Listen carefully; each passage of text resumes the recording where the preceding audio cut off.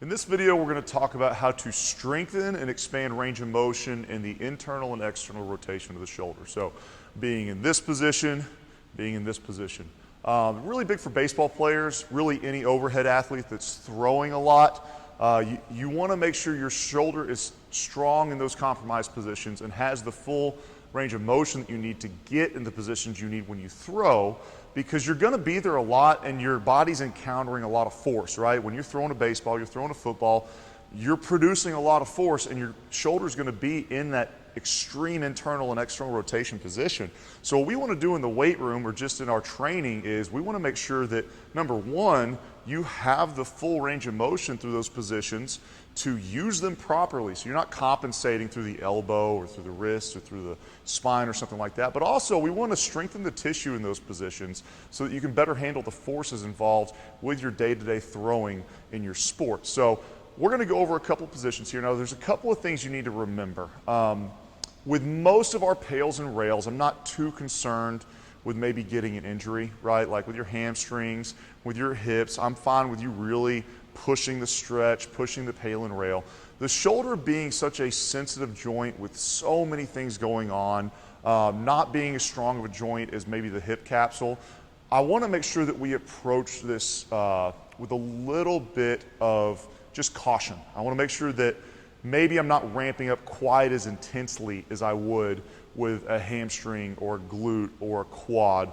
I want to take my time and ease into it. Introduce the exercise, see how much soreness we get from it, and slowly over the period of a couple of days and a couple of weeks start to ramp it up into what it truly is capable of producing in our body. So the first one we're going to talk about is going to be external rotation of the shoulder, okay? So that's where my arm is high, my elbow is high, and I'm reaching back behind, okay, behind my body right here. It's important as we do this exercise that we don't compensate through the shoulder capsule, through my spine, by getting too much extension through the spine, that I don't get any rotation through the shoulders. I really want to lock down everything from that shoulder over so that I'm only creating that stretch that we're going through the shoulder capsule into external rotation. So what we're going to do is we're going to find a strap of some sort.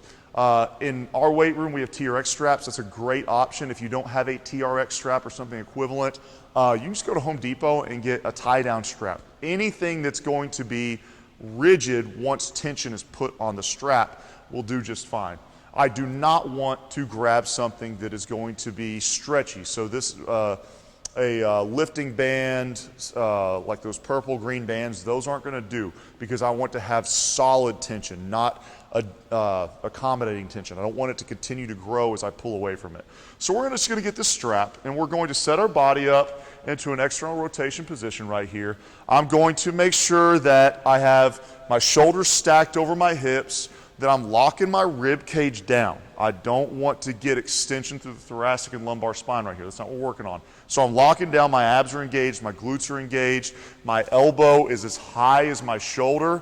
My shoulders are nice and parallel. I'm not going into rotation in either direction right here. I can bring this opposite hand up just to lock it in, okay, like we do with a lot of our pails and rails, to make sure that it's not moving either.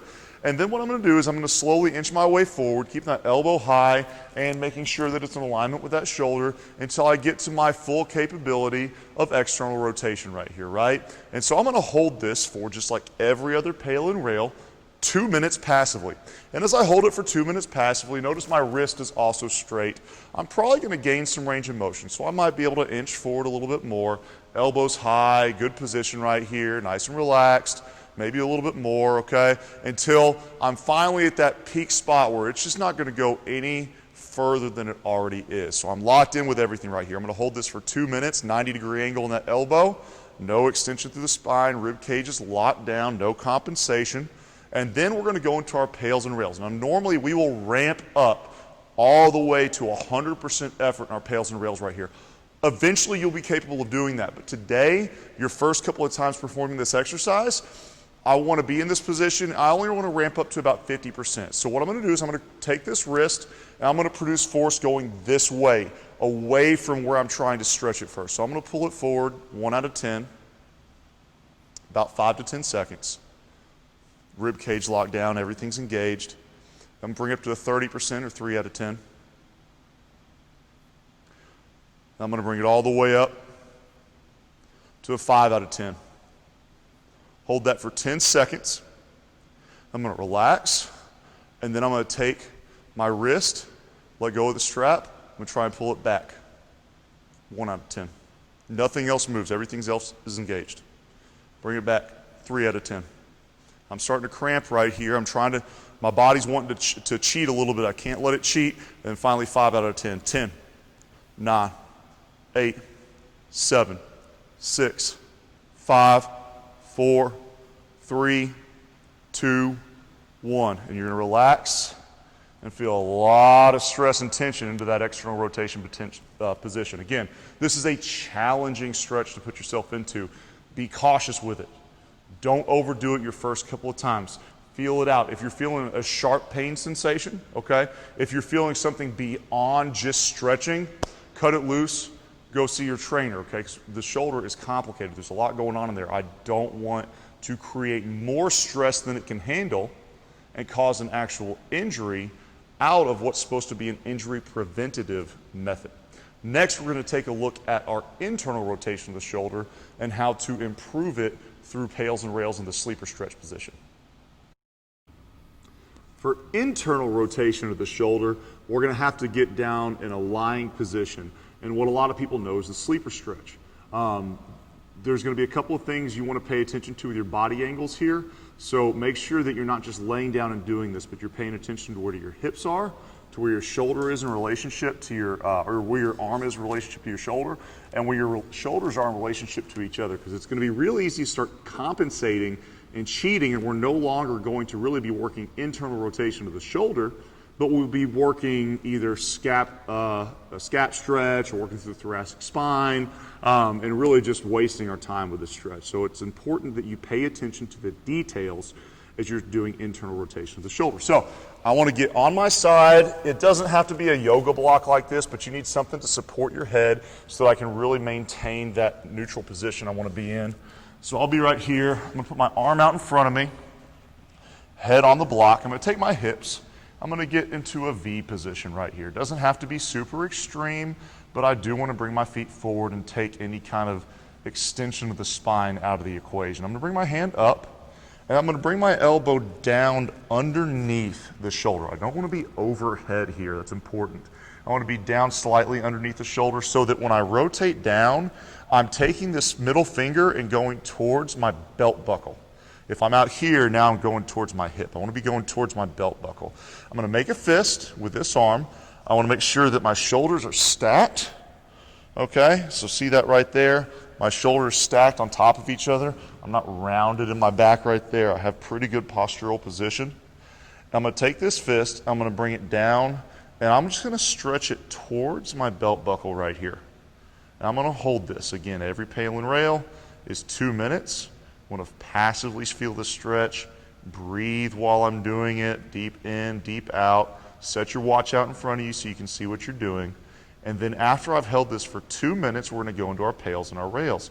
Initially, I don't want to push into the stretch, but I want to push away from the stretch. So as I've gotten to my maximum range of motion that I can passively gain, what I'm going to do is I'm going to hold this hand in that same position. I don't want to give any. I want to be a solid force against which I can push isometrically.